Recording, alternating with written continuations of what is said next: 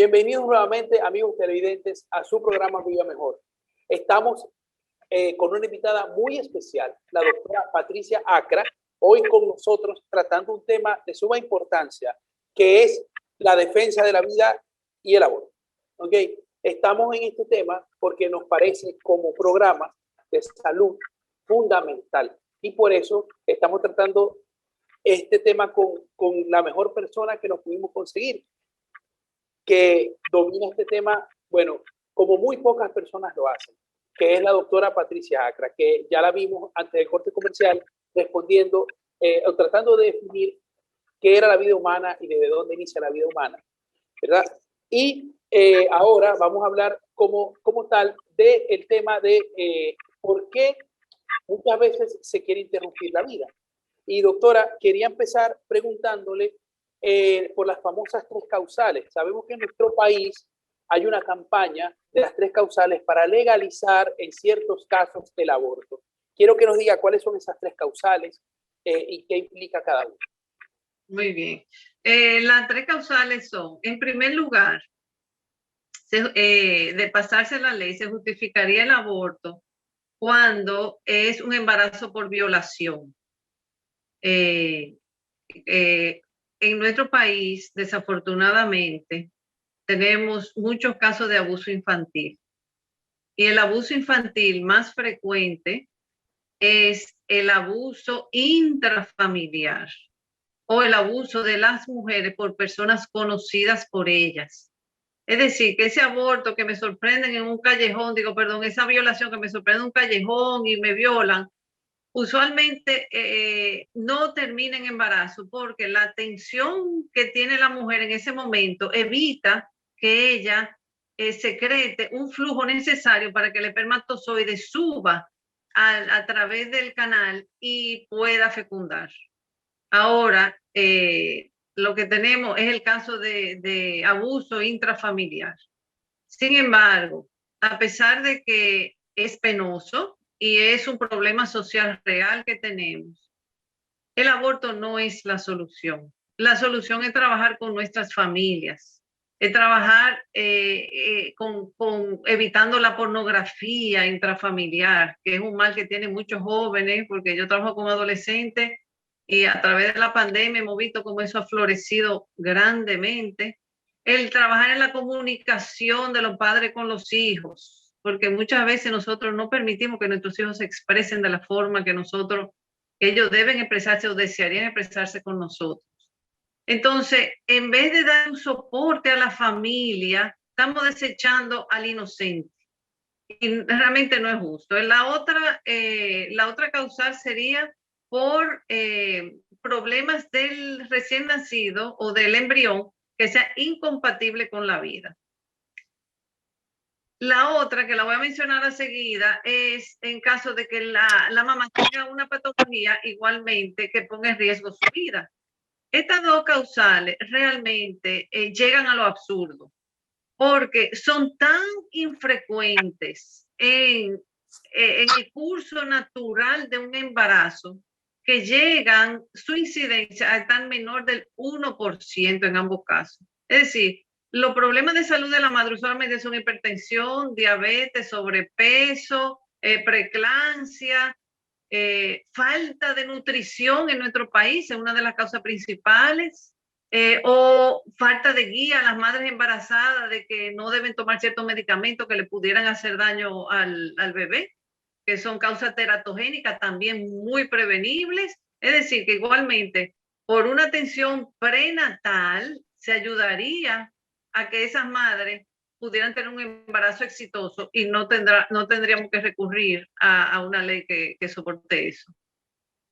Alrededor de un 3% de los embarazos, el bebé tiene un defecto congénito, 3%.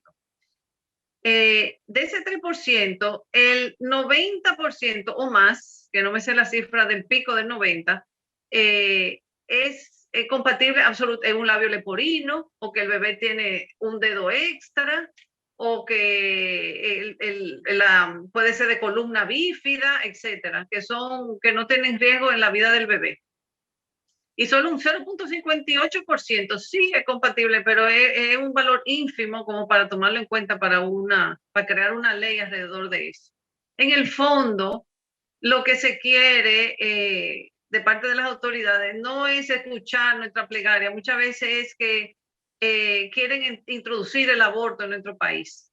Un aborto seguro, un aborto que no sea clandestino, y lo hacen sigilosamente a través de las 3 causales.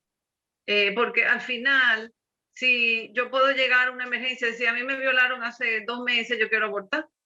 ¿Y qué me dice a mí que no? No hay huella de violación en mi cuerpo ya. Y si yo, por ley, y si esa ley estuviera establecida, digo que me violaron, entonces ellos tienen que someterme a un aborto porque yo dije eso, sencillamente mi palabra.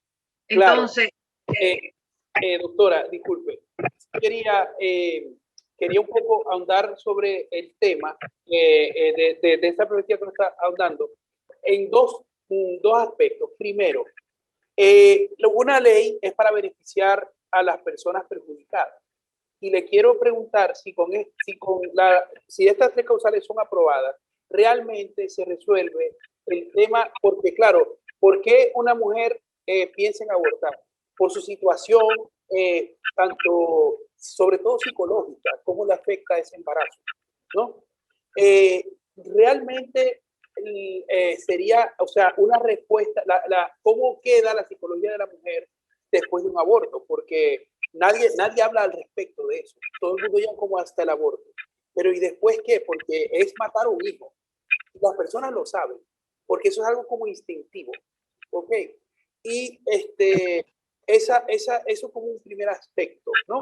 Y como segundo aspecto, sí también hasta dónde se puede estirar, porque claro, ¿quién mide, por ejemplo, qué es una violación? En el sentido de que a lo mejor yo me pongo brava con mi esposo un día y me siento violada como mujer. Pero en el momento en que yo me embaracé estaba bien. Y entonces entran una serie de factores. Un médico, ¿cuándo decide que la mujer está en riesgo? O sea, ¿cómo se mide eso? Quiero que nos hable un poco de esos dos aspectos en esta parte. muy bien. Para responderte a la primera pregunta, no podemos negar que el embarazo no es una buena noticia muchas veces para muchas madres. Y realmente entra un conflicto emocional importante, serio, y que los afecta. Y que muchas veces esa madre no está preparada para recibir a su bebé en ese momento de su vida. Y la agonía del momento muchas veces la precipita para tomar una decisión impulsiva, más si la sociedad la apoya y tenemos los medios para, entonces ella por salir. Los estudios demuestran una y otra vez, invariablemente, que el aborto afecta psicológicamente a la mujer. Y se estudió, ¿pero por qué?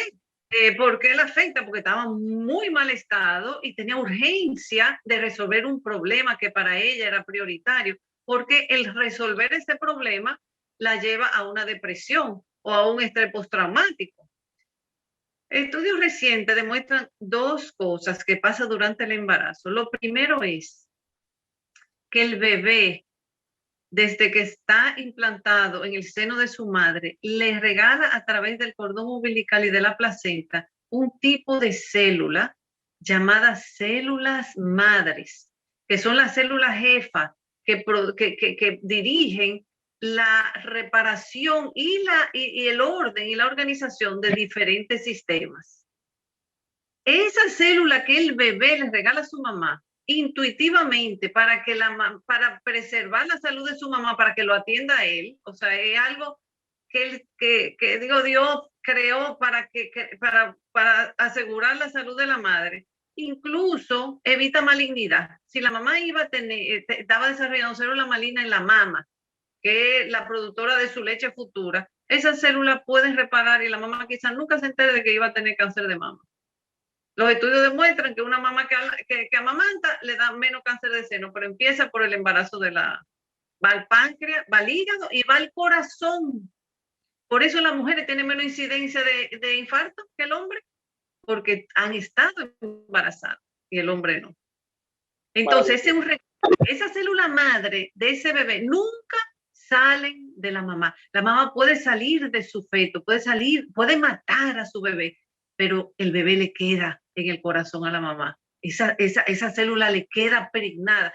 Y esa sensación de presencia no se le va. No se le va. Se llama microquimerismo. Por otro lado, microquimerismo. es, Interesantísimo, doctor.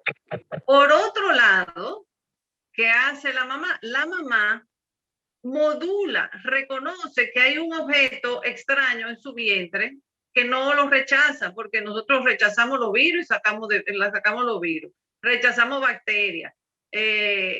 O sea, lo que cuerpo extraño lo tendemos a rechazar, pero ese bebé viviente de ahí, la mamá no lo rechaza. ¿Por qué? Porque va creando el bebé en el cerebro de la mamá, en el núcleo accumbens, que es el núcleo del placer, proporcionando más la misma naturaleza de la raza mamaria, que somos mamarios, el ser humano, para ella aceptar ese bebé y recibirlo, le cambia el núcleo accumbens, que es el punto del placer y de la acomodación.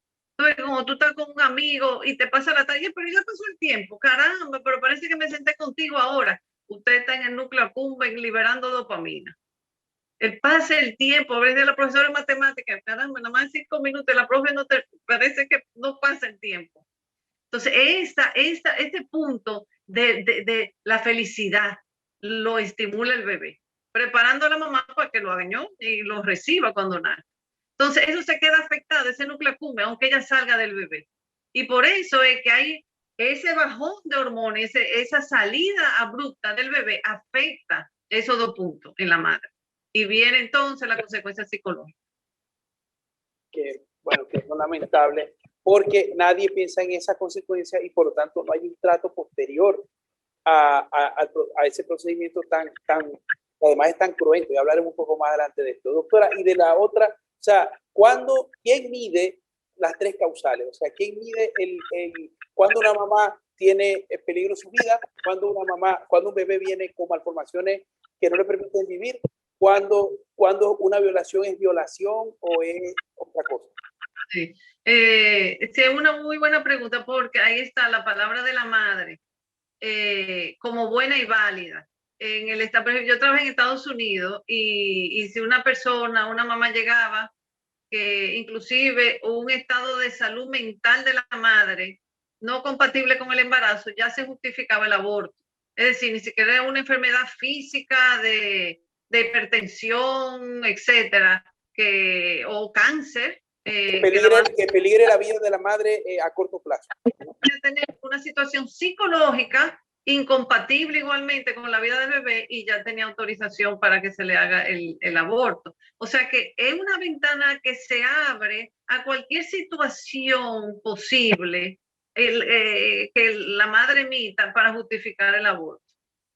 Entonces los médicos somos víctimas en ese sentido porque nos obligan a nosotros a acceder a. Por eso yo desafortunadamente no pudiera trabajar allá, porque claro, va en contra de mi. Y además muchas veces las madres dicen eso presionadas o por sus familiares o por abogados o por consejeros, cuando ella en realidad quiere otra cosa. O sea, es delicado el tema. Sobre todo si son adolescentes, porque la mamá dice, usted lo va a hacer, usted va a abortar, usted tiene que ir a la universidad y hay que seguir la vida, eso no te va a trunchar, ¿qué va a decir la gente? Etcétera. Entonces, su palabra me violaron y su palabra sería buena y válida en ese momento. Doctora, disculpe, no sé si usted tiene conocimiento, voy a tener esta pregunta que estaba fuera de plan. ¿Cómo es la posibilidad de adopción en este país? Las personas que quieren dar su hijo en adopción tienen sitios donde acudir aquí en República Dominicana. Bueno, yo usualmente en caso de que es Conani, es un centro de adopción que usualmente yo lo he utilizado mucho, muy bien, me ha ido muy bien con ellos. No te sabré decir de otro porque usualmente utilizo. No se preocupe, perfecto. Lo que quiero es darle una opción a los televidentes si se encuentran con un problema de este tipo, que la única solución no es matar al bebé. También el bebé puede dárselo a otra familia, porque hay miles de familias buscando hijos, que la gente tampoco lo sabe. O sea, la gente cree que bueno, que esta mujer que tuvo 7 hijos debería parar de... No, también hay personas que han luchado por tener hijos toda la vida y no han podido. Entonces también es una opción, si no quiere tener su hijo, hacer fila de otra familia. Sí. Exactamente. Entonces, entonces, claro, no sabemos cómo terminará este tema de las 3 causales, ¿verdad? Pero hay una cosa que las personas dicen mucho, que sobre todo la vida de la madre peligra en este país porque el aborto no es legal. Y que si legalizan el aborto ya disminuirían o se eliminarían totalmente los abortos clandestinos. Y habría un control más saludable sobre las mujeres que deciden abortar. Según su experiencia y sobre todo las estadísticas que existen en el mundo, en otros países que ya se ha aprobado el aborto, ¿esto cómo ha sido? ¿Es verdad o no es tan cierto? Para que nos diga un poco, nos comente un poco sobre eso. Entonces, una vez aprobada cualquier ley de aborto, aumenta la incidencia de aborto en ese país. El aborto clandestino no necesariamente disminuye, porque el aborto clandestino usualmente es de personas que quieren, por vergüenza, muchas veces un señor que tiene su esposa, que deja embarazada a alguien, que no quisiera que nadie en la sociedad no se entere, no va a ir a una clínica abiertamente a abortar, lo hace usualmente clandestino. Y entonces, la mayoría de los abortos propuestos, o sea, la mayoría que las personas que necesitan abortos son abortos que no entran en esas 3 causales, sino abortos que uno tiene su pareja, concuerda que no es el tiempo apropiado para tener un bebé, somos novios, no estamos casados y vamos a abortar.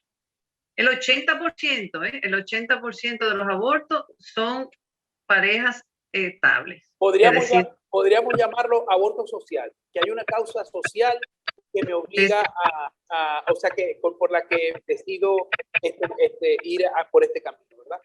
Exactamente. Entonces, que no está en ninguna de las 3 causales. No, pero es al que estamos invitando indirectamente. Entonces, aquí hay muchas madres que mueren durante el embarazo, durante el parto. Alrededor de 182 madres, si no me equivoco, fue la estadística que vi, murieron durante el parto el año pasado de forma prevenible, porque no tenemos un sostén a nivel institucional muchas veces en los lugares más rurales de nuestro país para que la mamá pudiera dar a luz bien. Entonces, no tenemos las herramientas para que un embarazo normal se lleve a cabo y queremos crear un aborto seguro, cuando no tenemos un final seguro para un embarazo normal. Entonces, por otro lado, es como yo siento como que yo tengo a alguien que quiere robar un banco y dice, mira, para que el ladrón no se muera, por favor, el guardia que no esté ahí a las 3 de la tarde porque el ladrón va a ir a robar el banco a esa hora y que no quiero que se muera el banco durante un acto delictivo, que el ladrón no muera. Es decir, yo le estoy proporcionando seguridad a un acto delictivo, que es proponer matar a un ser humano totalmente humano, igual que la madre, de forma segura. O sea, entonces no lo justifico, no lo justifico. Sí, la verdad es que es de reflexionar, ¿no? O sea, el aborto es terminar una vida. Y doctora, también yo creo que nosotros como médicos tenemos mucha presión, porque claro, nos deberían formar absolutamente y totalmente para no dañar, para no hacer daño, y resulta que le estamos haciendo daño a alguien cada vez que hacemos un aborto. Claro. O sea, que en la formación médica nosotros tenemos que estar no nos definen bien estos conceptos, digamos así, éticos, sino que se ve el embarazo como algo muy científico, fríamente, o sea, sin meter la parte humana, la parte psicológica e incluso la parte espiritual. Entonces, claro, uno lo ve como si fuera una fractura, como si fuera una apendicitis. O sea, entonces, claro, ¿cómo podemos evitar esta insensibilidad social? Porque es fuerte. Sí, tenemos que acompañar a la familia. Yo siempre lo diré. La familia es nuestro núcleo social y tenemos que acompañar a nuestras familias. Tenemos que integrarla. Aquí tenemos la familia disgregada, le damos mucho motor a la sexualidad abierta y promiscua, la bebida alcohólica. Entonces son cosas que nosotros debemos redirigir nuestras prioridades como familia, como sociedad. Y ahí nace todo, porque incluso se ha visto estadísticamente que las familias que incluso asisten a cualquier templo religioso, no, de cualquier denominación, como familia, tienen menor incidencia de embarazo temprano y aborto. Es decir, que incluso ponerle a un ideal, un sentido a la vida, más allá de lo que nosotros vemos en este mundo, evita inclusive o proporciona el autocontrol para yo no soltar las riendas hacia una sexualidad desordenada. Y entonces son factores que sí podemos arreglar alrededor. No, al contrario, orgulloso de este país que no tenemos la ley de aborto. Somos de los pocos 5 países apenas que no tienen la ley de aborto. Somos héroes en este mundo, héroes. La República Dominicana es heroína. Eso creo que ha sido lo más importante que se ha hecho en este programa, porque espero que lo sigamos siendo, porque no depende de unos pocos. Todos podemos ayudar a que eso siga siendo así. Sí. Entonces, doctora, y otro aspecto que quería abordar en el programa, en este poco tiempo que nos queda, las personas dicen, o sea, cuando te dicen, mira, un aborto es igual o incluso más sencillo que un parto. Entonces, no te preocupes que eso no tiene complicación, eso es como ir y te van rapidito, etcétera, etcétera. ¿No? Eso es lo que la gente oye por ahí, dice, incluso con los abortos clandestinos. Y le quiero preguntar, ¿es lo mismo un parto que un aborto? Definitivamente el aborto, el método en que se realiza es más sencillo, porque se limpia, se entra con una cureta, que es una cuchilla, usualmente se hace un curetaje, se rompe la piel del bebé, se fracturan sus huesitos y se disminuye su volumen para luego entonces el bebé ser aspirado. Si el bebé es un poco más grande, el cráneo hay que aplastárselo porque no cabe por el conducto de salida vaginal y literalmente se aplasta y queda ese bebé que huye de la cureta, porque hay que ver cómo el bebé se va moviendo en contra. Aquí, por ejemplo, en esta imagen vemos un curetaje, una dilatación y evacuación. La mamá está dormida, recibe anestesia y se va cortando por pedacitos el bebé, pero primero se rompe, se fracturan las extremidades. Y el bebé está vivo, al bebé no le hacen nada para dormirlo ni para nada. O sea, no, correcto, el bebé está vivo y recibe el dolor, sí. Correcto. De las 6 semanas, recuerden, hay sistema nervioso central y dolor. Exactamente. Bueno, y antes de haber dolor, lo que pasa es que no todos sentimos, o sea, una forma porque los bebés se mueven incluso antes de las 6 semanas. O sea, entonces, doctora, y las complicaciones del aborto son graves. O sea, el aborto se puede complicar, es lo que quiero preguntar. ¿O es un procedimiento que siempre es? Claro que sí, se puede complicar, por ejemplo, un émbolo séptico, es decir, como se manipula vaso sanguíneo. Dentro del vaso sanguíneo se puede introducir a la madre, ya al cuerpo de la madre, un émbolo puede haber perforación de útero, puede haber infección secundaria, pueden haber dejar restos del bebé que no se limpie adecuadamente y eso también se infecta y produce, o sea que la mamá potencialmente incluso pudiera ser estéril, quedar estéril después de un aborto mal elaborado. Exactamente.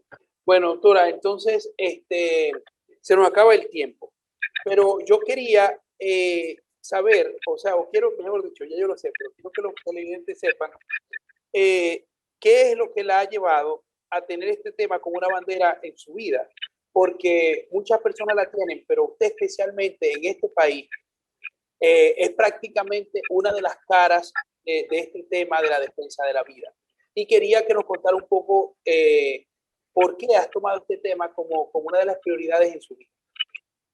Sí, bueno, el tema es un poco espiritual. La experiencia que yo tuve, yo quería ganar un poco de dinero extra en Estados Unidos para comprarme un carrito antes de regresar después de mi residencia en Cleveland y trabajaba en emergencia, como emergencióloga en un hospital rural. Y en un momento llegó un joven con una sobredosis de heroína que llegó muerto con edema pulmonar agudo. Sabiendo yo que el niño iba a llegar, mandé a buscar un anestesiólogo. Éramos dos enfermeras en pleno invierno y con mucho esfuerzo logramos a los 37 minutos, que no sé, ni siquiera tenía lógica intentar una resucitación por tanto tiempo, el niño vuelve a la vida. Al otro día, cuando yo lo voy a visitar, el niño está en condiciones normales, después de haberlo dejado intubado con edema pulmonar y probablemente con daño cerebral masivo por el tiempo de resucitación. Y el médico me dice que el niño está bien, sencillamente no quiere hablar. Y yo, pero imposible que el producto que yo te dejé anoche esté bien ahora en una habitación regular. Lo voy a ver y cuando el niño me ve empieza a gritarme y me dice que lo ayude, pero gritando a voz alta, que vino incluso security, seguridad llegó a la habitación y él me agarraba de una forma que no quería que yo me le despegara. Él me explica y me dice que él fue al infierno. Y yo le dije, yo pensé dentro de mí, no digo yo al infierno con el viaje que tenía de heroína. O sea, probablemente tuvo una experiencia de ese tipo, traumática, de visión.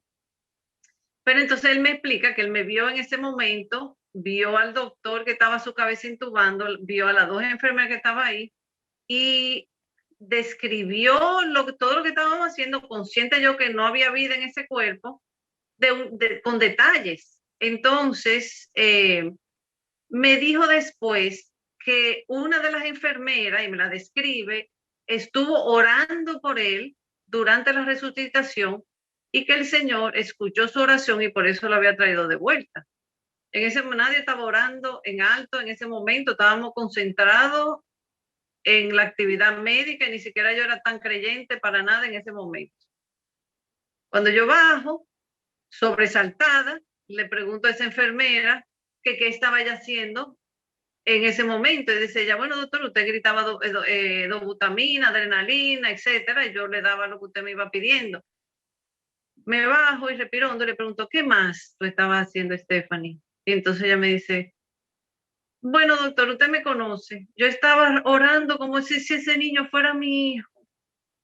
Y entonces el niño me dice que él visitó el infierno porque él a una amiga le pagó un aborto, una amiga que se drogaba con él, etcétera, porque había quedado embarazada y la niña se prostituía, iba a perder su empleo si quedaba embarazada y permanecía.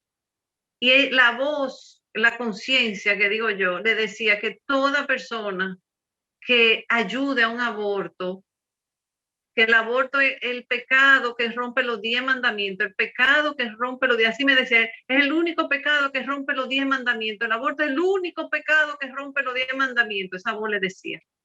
Entonces yo terminé, no lo volví a ver, no sé en qué paró su vida, no supe nunca su nombre, pero el Señor me regaló esa experiencia Y si yo puedo salvar un niño, si puedo salvar una vida, en esta vida, mi vida valió la pena. Y he hecho eso el propósito de mi vida. Una vida que yo salve, ya, mi vida valió la pena. Bueno, en realidad la meta o el fin o la misión de todos los médicos, salvar vidas, ¿ok? Y tenemos todos los médicos, y esto va un poco, este mensaje va un poco para nosotros. Tenemos que salvar todas las vidas, y las dos vidas son importantes, y eso no se nos puede olvidar.